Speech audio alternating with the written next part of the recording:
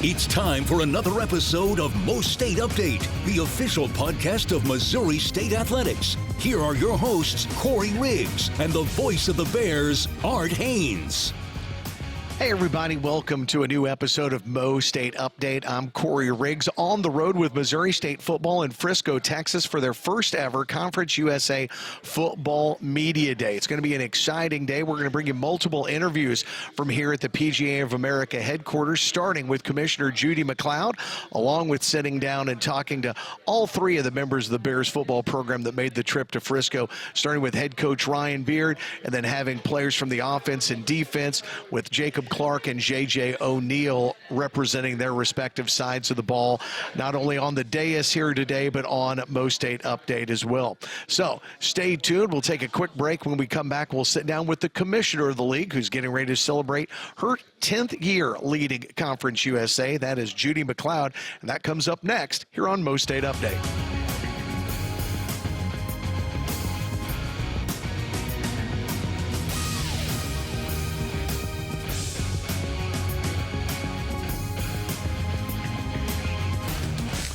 Welcome back to Frisco, Texas, everybody. It is Conference USA Football Media Day. The first time the Bears, as members of CUSA, have made their way to Frisco, and we are thrilled now to be joined by the Commissioner of Conference USA, that is Judy MacLeod. Judy, thank you, one, for doing this, and two, you just got done just a few minutes ago on the podium. Kind of, what was your opening message to all the teams and media that are here in Frisco this week?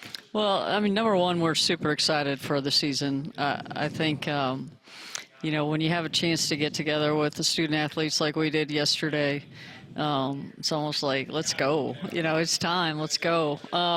In another part, just with everything that's going on right now in college athletics, so complex.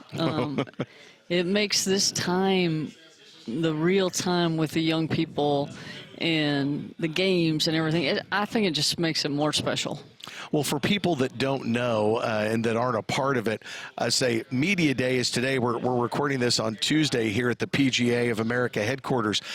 But you've had the guys in town since Sunday. So what have the players and coaches been experiencing the first couple of days before the actual TV shows and press conferences began?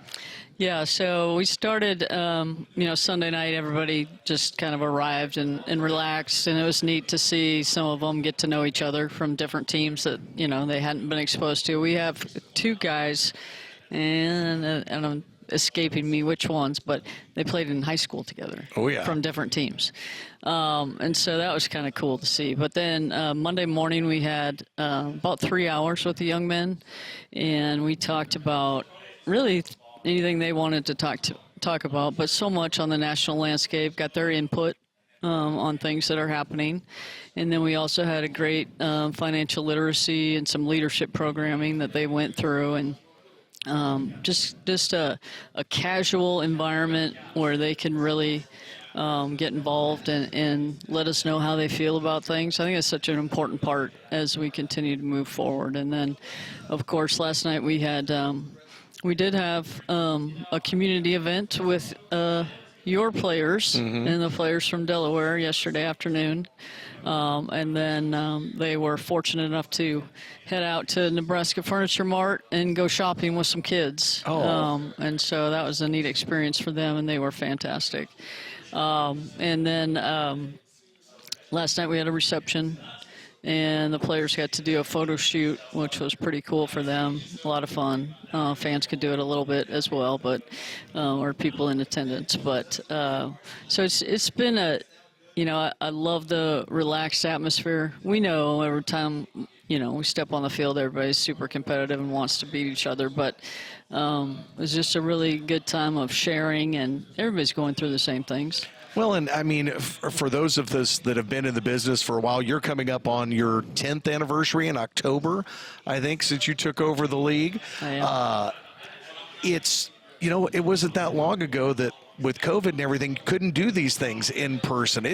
I think a lot can be said about being able to get together before the season starts and have that ability to commensurate. I saw last night at the reception, there was a lot of coaches putting their heads together, and I don't think anybody was necessarily sharing playbooks, but exactly. a lot of how are you dealing with this? How are you dealing with this? And an opportunity for them to kind of network before it gets down to the nitty-gritty. Yeah. Yeah, everybody goes through the same thing. Everybody has different approaches and different ways to deal with it, and they learn from each other. And some things work for some individuals and places, and some things, might be different at another place. But I think our coaches are always learning from each other and trying to adapt to the craziness as we continue on. Well, one of the things that was different this year, and obviously Missouri State is one of the newest members along with Delaware, you elected to not have a preseason poll this year, instead go with kind of a bowl confidence index. This league isn't the first one to get away from that. I just kind of find it funny. I've always asked coaches, hey, the preseason poll, they've always said it doesn't matter. It's irrelevant. You really don't know until you're 2 or 3 weeks into the season what you have. So the Conference USA just kind of following the lead of maybe some of the other institutions and getting away from that this year? I mean, we just wanted to try something different. Again, you don't know. We have with the transfer portal and we do lead our peers with 54% of returning production, but you just don't know how fast teams are going to gel. Which kids are going to shine in the moment. I get more frustrated, to be honest with you, and I know you didn't ask this, but with the national preseason Oh, polls. absolutely. Like, we just crowned a national championship, and the next day there's a poll for the next year. And I think that disadvantages programs like ours, because it's really a name and program recognition, and then people have in their head, well, these are the top 25, and it's hard to break into that. Yes. So that's where I get a little more frustrated. The conference preseason poll, I'm not going to go hard one way or another, but just trying something different and see what happens. This is a season where I think there's got to be a lot of expectation. You're coming off a banner year last year. CUSA put, 5 member institutions into bowl games last year? That's got to be the most in a long time, I assume. Yeah, we had a 9 year, but that's been a while. Yeah. But no, really great opportunities. We have a great bowl lineup, and excited for this year as well. But we actually have 7 spots if we could get 7 qualified, and so the postseason's important to us. It's bowl games are with the college football playoff expansion. Some people question the bowl system and stuff, but all you got to do is go to one and experience what the teams get to experience. Some of them that last chance to play together before they graduate, and so it's been an important part of our culture here. Well, and there is no more volatile landscape right now in sports than college football, I think. Obviously, everybody's seen that, knew about what was going on with UTEP.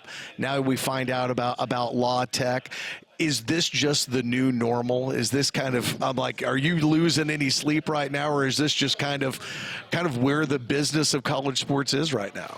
Yeah. I don't sleep a lot. Do you at least sleep during the summer? Do you at least get a break during the summer? No? Not really. All right. But with that aside, what's going to be interesting is in about 5 years, 6 years, when a lot of the contracts are up for the Power Four, so to speak, the Autonomy Four, is there going to be another huge seismic shift?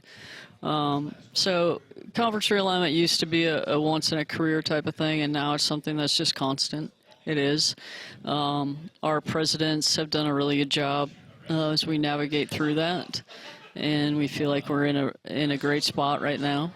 But we'll always pay attention to it. I mean, there's not a day that goes by that something doesn't tweak in your brain or my phone, the day that Law Tech said they're going to the Sun Belt, I mean, my phone is blowing up of people that want to be in Conference USA. So that's got to be a great positive. feeling. That's a real positive. But we'll take our time. We'll do what's right for everybody. And but yes, it's just part of the deal now. Last question before I let you go, Judy. What expectations from the league as far as this season, and kind of what do you all expect from your new members, from the Bears and from Delaware? Yeah, we're really excited. And I think both Missouri State and Delaware have a lot of great history.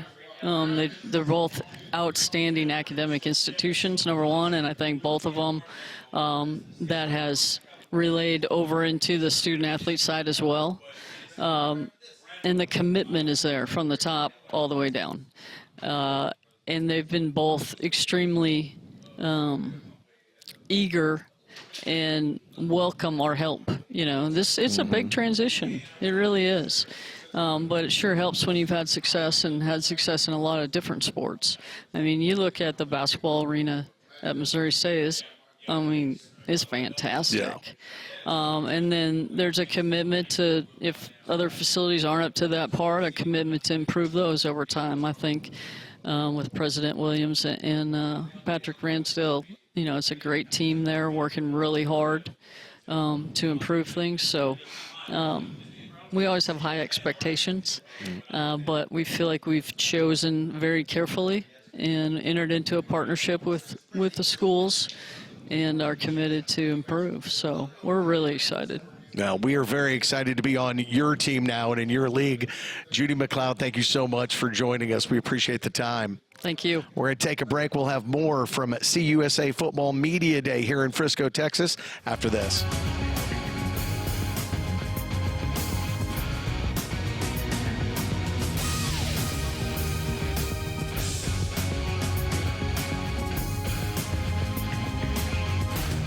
Welcome back to you, Conference USA Football Media Day here, everybody, in Frisco, Texas. More on MoState Update as we're now joined by the head coach of the Football Bears, Ryan Beard. And, Coach, this has been an exciting day so far.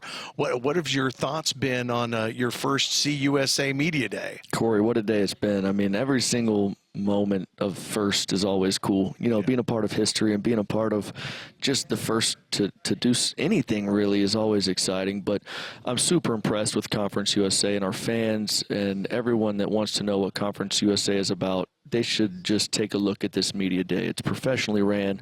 Judy and her staff do a tremendous job. And one thing I'll add, just to give a little little peek behind the curtain, is normally at media days, players and coaches just come and talk to the media a little bit, take some pictures and videos. Yesterday, they had an actual program for our student athletes to go through some business programs, to go through some mentoring programs, to get into the community. That's the good stuff. You know, everybody can talk football till they're blue in the face, but the fact that our conference is willing to do those things and propel our student athletes on and off the field is something that I think Missouri State faithful should know. I talked to your guys about it a little bit, and they said, yeah, it was honestly kind of like going through some stuff with the FPLA. I mean, you've got such a great group of guys and alumni that take care of your players and are trying to help prepare them for life after football. I know Jacob and JJ said it kind of felt like one of those events. Absolutely. The FPA does a tremendous job. That's what they have kept us afloat in the 5 years since we've been here. The creation of that group has just been tremendously impactful for us. And again, everyone thinks of collectives and NIL. They think just dollar bills. Our fifth quarter program is huge on financial literacy. So we meet, actually, I'm going to explain a little bit. We meet once a month as a full team. And one program, they're hour-and-a-half programs, 2-hour programs. One program will be on financial literacy. One program will be on, we brought a chef in, Blake Beshore from around Springfield area, tremendous chef. He came in and he taught them how to cook a meal under $12, taught them where to buy the food, how to cook it. I need that class. How to even save it.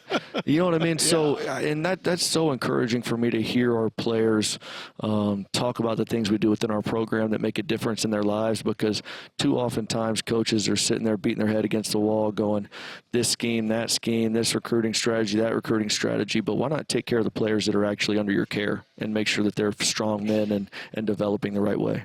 Talk to me about the two players and how you chose them. You brought Jacob Clark, obviously, and you brought J.J. O'Neal. What was the selection process? I assume everybody brought two, so you pick one offense, one defense. Why did those two guys make the trip with you? They are natural-born leaders. Anytime you see them around our football team and out at practice, they're talking to someone. It might not even be their own position group, but they are over communicators, which I love. I think people need to know the face of our programs, and it's definitely Jacob and JJ are two of the top ones. They're extremely well-spoken. You can sit down and talk to them like your old friends. They smile. They have joy and a zest of life. Those are my type people, Corey, people that enjoy life and have conviction. You know, too many times people they want to live a soft life where, I kind of like it, I kind of don't. Well, why don't you find something you love and go attack it? Go be great at something. Yeah. Find something you love and do it. And those guys, they exemplify who we are at Missouri State. They're convicted in what they do. They're great men. They love their teammates. They love football. And they've heard my voice for a long time. And that too. They know who the head coach is and what we're about, and they did a beautiful job.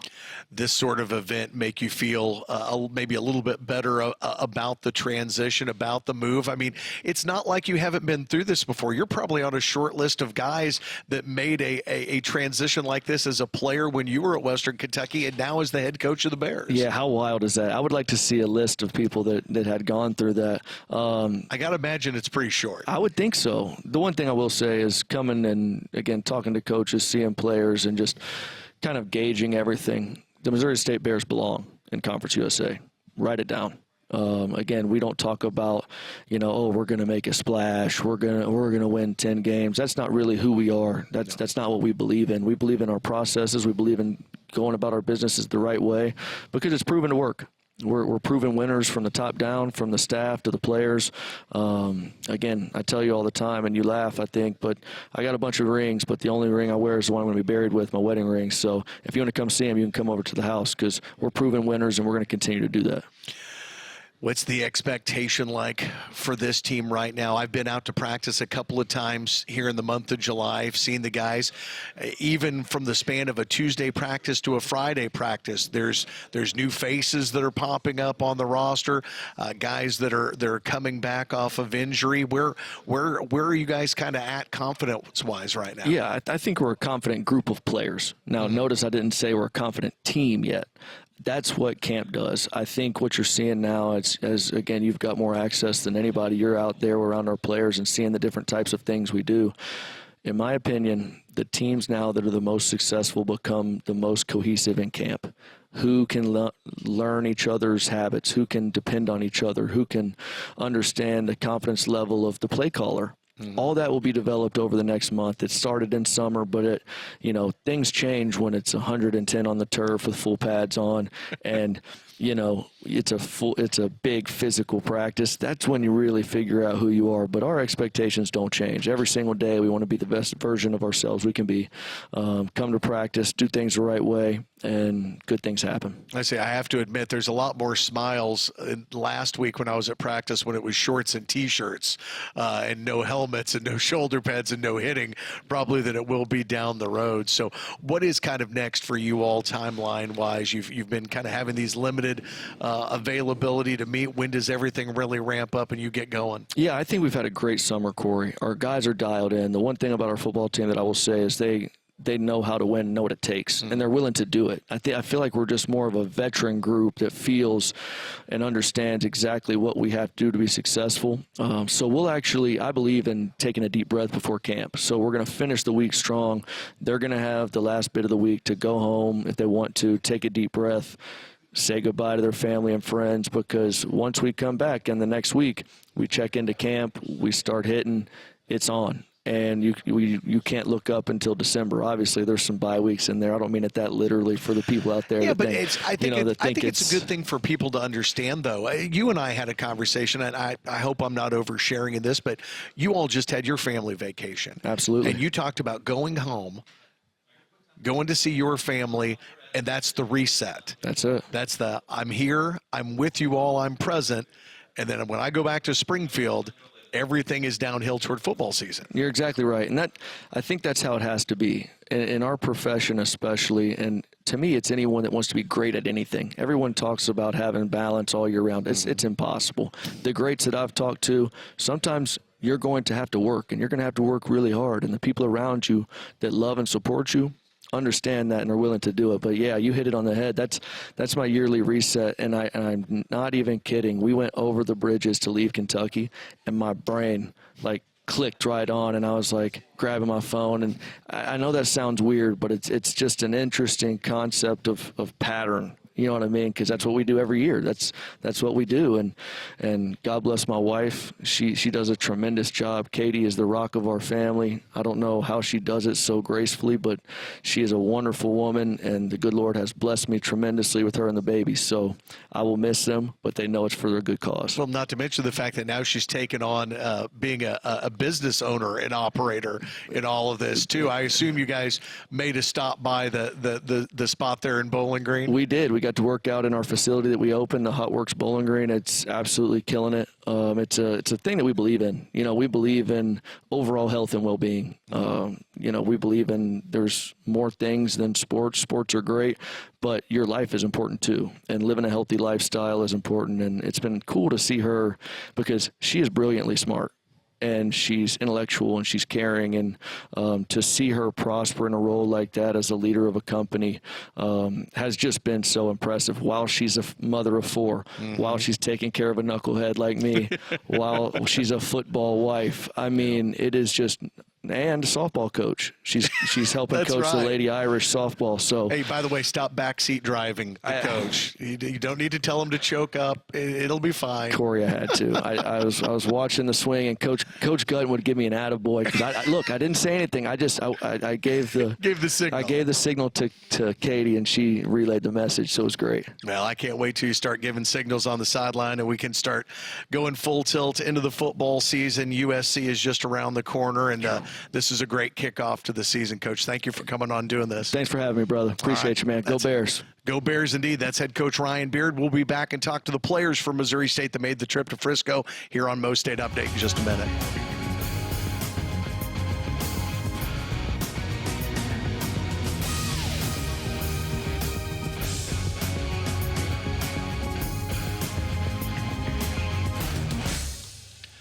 More MoState update from CUSA Football Media Day here in Frisco, Texas. And now we have QB1 for Missouri State, a Texas native in his own right, Jacob Clark here joining us now. Jacob, how's the day been for you so far? It's been kind of a whirlwind since you guys hit the ground here. It's kind of been interview after interview, right? Yep. Today woke up, had some breakfast, and then, been over here doing interviews, doing a kid interview, which was fun, and then doing a little podcast, and then being up on ESPN, and now sitting here with you. That was something that I haven't seen on the schedule before. So what was the kid interview like? What kind of questions did they hit you with? Yeah, it was cool. Just a kid from local Boys and Girls Club, and he came in. I think his first question asked me what I would upgrade at Missouri State, and I was like, well, I love the program, but if I can have any upgrade, I'd probably take an indoor. Well, give me an indoor facility, man. Absolutely. See if he can help us out with that. I wonder if Patrick Ransdale planted that question for you, or that's funny that was the first thing. Otherwise, you guys have gone. You had your time with the media. Then you went back and had a live segment on ESPN Plus. The set and everything back there looked like it was really, kind of top shelf, really nice. Yeah, it was for sure. It's just another cool thing about being at Missouri State and being part of this program during this transition into FBS. We get to do something like this. Me and JJ get to spend time with Coach and other coaches and players in the conference, and actually a couple guys that I know that I haven't seen in a while. Maverick, Western Kentucky's quarterback, we're in the same high school class, believe it or not. So we were recruited by a lot of the same people. He went to Texas Tech, I went to Minnesota. Both transferred to FCS programs, and then both made our way into Conference USA. So another pretty cool little storyline there. But, just been great to be here and be back in Texas, kind of full circle moment regarding my high school into college career. Yeah, what was high school like? I say Rockwall, what about maybe 40 minutes from here, depending on traffic? Yep. What was it like growing up playing ball here outside of Dallas? Yeah, it was awesome. Obviously, bigger stadiums, people tailgate games, people buy season tickets for games, and the whole community just, supports the high school football program like it's a little mini college, and people go out to games. My first ever game for Rockwall was actually against Highland Park. Jerry Jones' grandson was the quarterback. They played us at Rockwall, and just felt like a normal game with more people, but then all of a sudden there's a helicopter coming in with Jerry Jones and Stephen Jones right outside Wilkerson Sanders. So that was my welcome to Texas high school football moment. And then we actually ended up beating them. We were down a couple scores with a couple minutes left and scored, onside kick and scored. So I had a pretty fun and exciting welcome to Texas high school football moment right there. Yeah, everybody talks about kind of like your welcome to the NFL moment, welcome to college football. That is definitely a signature Texas high school football sort of moment to see Jerry's helicopter drop in and be going toe-to-toe with his grandson would make for a unique memory. What is your expectation now going into this year? You talk about, making the move to CUSA.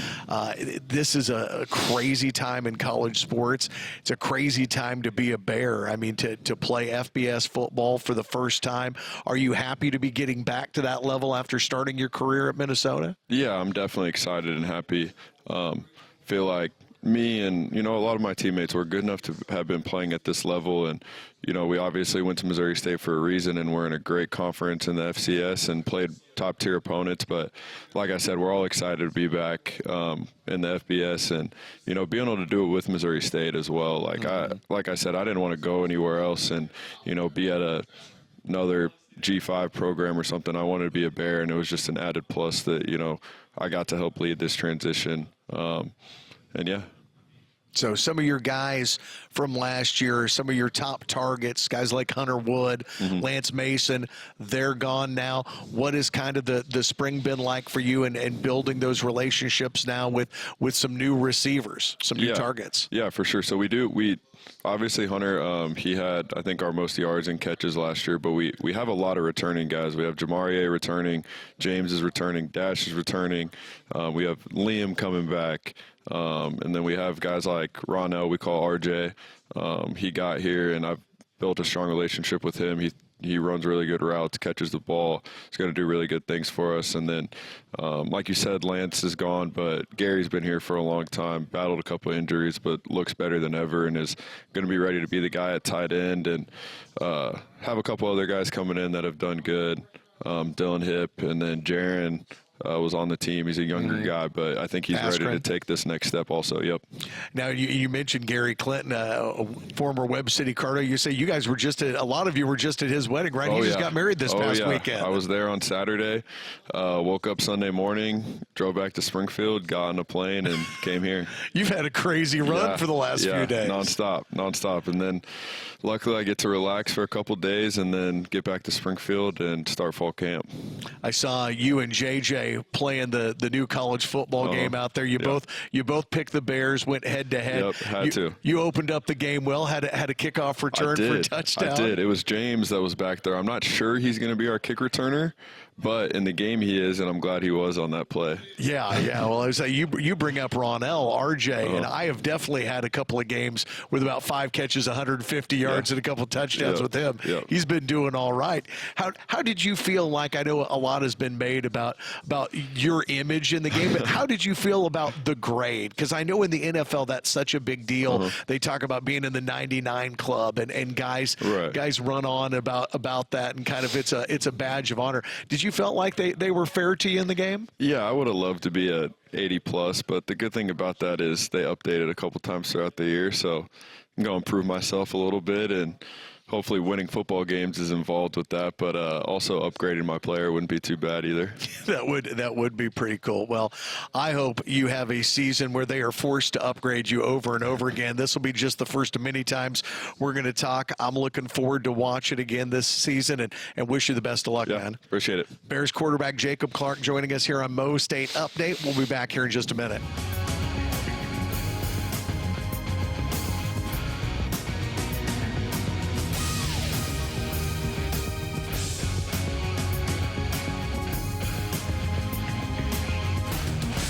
Welcome back. One final interview here at Conference USA Football Media Day as we get to sit down with one of the Bears' defensive leaders, Logan Rogersville alum J.J. O'Neal. J.J., how's the day treated you, man? You've been on the mic quite a bit here. How you feeling? I'm feeling good. It's been a great time here in Frisco. See, now you guys have been down here since like Sunday, right? You flew in. Kind of what all have they put you guys through, and what all have you had the opportunity to do while you've been here? Sunday we ate when we got here and got to see the hotel a little bit. Monday we went into the Conference USA office, the real office, and heard leadership people and financial people try to help us for life after college, sort of like what we do with FPA. And then today has really been on the mic all day, in the camera, something like that. Well, I say it's something that, you've been with this team for a while now. You're kind of used to the situation and having to speak on behalf of the team. What's kind of been your message? I know Coach Beard has a message that he's delivering. I know Jacob talks about the offense. What are you thinking about as far as the defense goes this year, and what have you been telling people about the Bears defensively? Same thing they've been saying, prove it. I think we got a lot of guys on the team who can come in and play good ball. Come show what they can do and show what we can do as a unit. How hard is it on a season like this? And I'm not talking about the move to CUSA, playing USC and Marshall and SMU, but you got a lot of new faces coming around now. Now you're back. There's some leadership on the back end of this defense and up on the line, but a lot of new linebackers, a lot of new corners.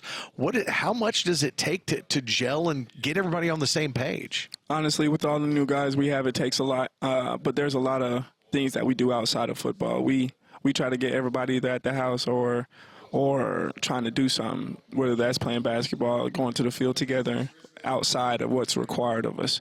So a lot of the time we'll go play the game at my house or somebody else's house, but get everybody there. Well, I mean, that's got to be kind of is it difficult to get everybody to give that time? Because I guess some people would be like, hey, there's my time to practice, and then there's my time, and you're trying to get that buy-in and get everybody. You got to know one another. You got to feel that connection if you're going to battle out on the field together. Right? Honestly, that's how you got to sell it. You got to sell it like, if you want to make the best team possible, there has to be some sort of trust, friendship, and team there outside of that practice, outside of whatever we're doing. So that way, when it comes to that time, you can trust the person next to you. Talk to me about some of the guys that are in your room with you as far as the safeties go. I know I've seen him out at practice a couple times. McGuire Neal has caught my attention, let's put it that way, the last couple of days when I've been out last Tuesday and last Friday. What kind of a player is he? McGuire, he's going to be good. That's a ball hawk right there. Anytime that ball is in the air, he's coming for it. I think he's going to be a great player. And then we have Khalil Anderson. Anderson is just an explosive body. Like, we joke around, call him the spider monkey because he gets so many places so fast and in a jump format. But it's interesting to see what all we have in that room, and it's going to be fun to see what everyone has to do when pads come on. It's live at camp. Yeah, it's a little bit different right now. It's been T-shirts and shorts, but I want to ask you, when you guys get down to it in practice, and a lot of times they'll run the full 11-on-11. Sometimes it's just kind of 7-on-7. It seems to me like the defense, especially the secondary, I mean, if anybody gets a hand on a football, let alone actually pick one off, you guys celebrate on another level. Like the offense seems a little, I don't want to say they're boring, but they're just kind of going through the work. But, man, defense, when one of you guys succeeds, all of you lose your mind. You just go. And that's how it should be, if we're being honest. Anytime somebody makes a play on your side of the ball, you need to celebrate that.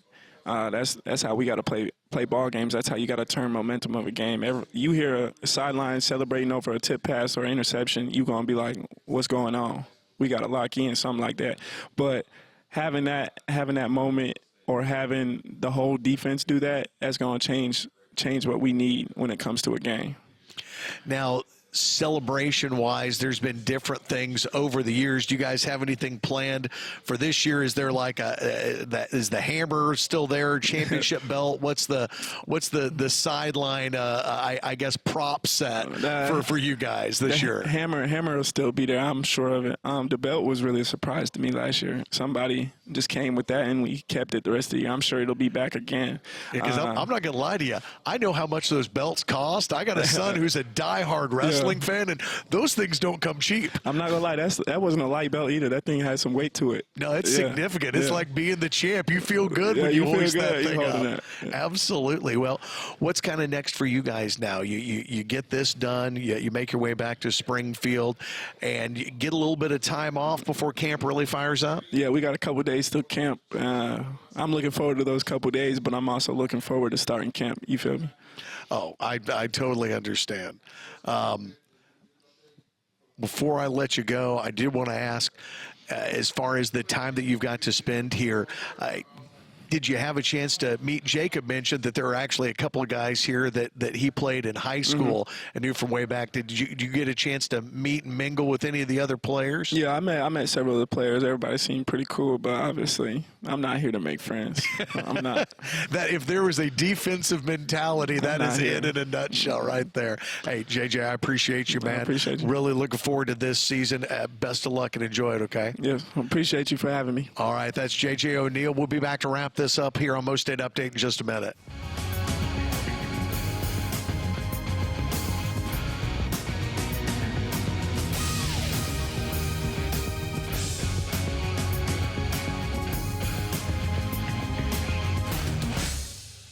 Well, that's all the time we have for episode number 19 here of MoState Update on the road in Frisco, Texas. Hope you enjoyed all of our conversations. Our thanks to CUSA Commissioner Judy MacLeod for coming on the podcast with us, along with head coach for Missouri State football Ryan Beard and Jacob Clark and JJ O'Neill, the players that made the trip down here for Media Day.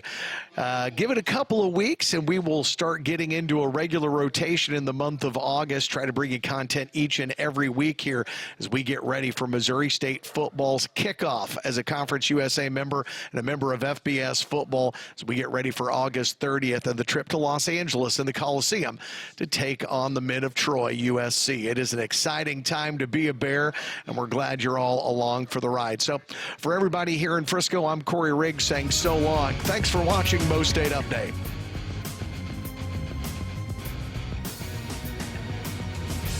You've been listening to the MoState Update with Art Haynes and Corey Riggs.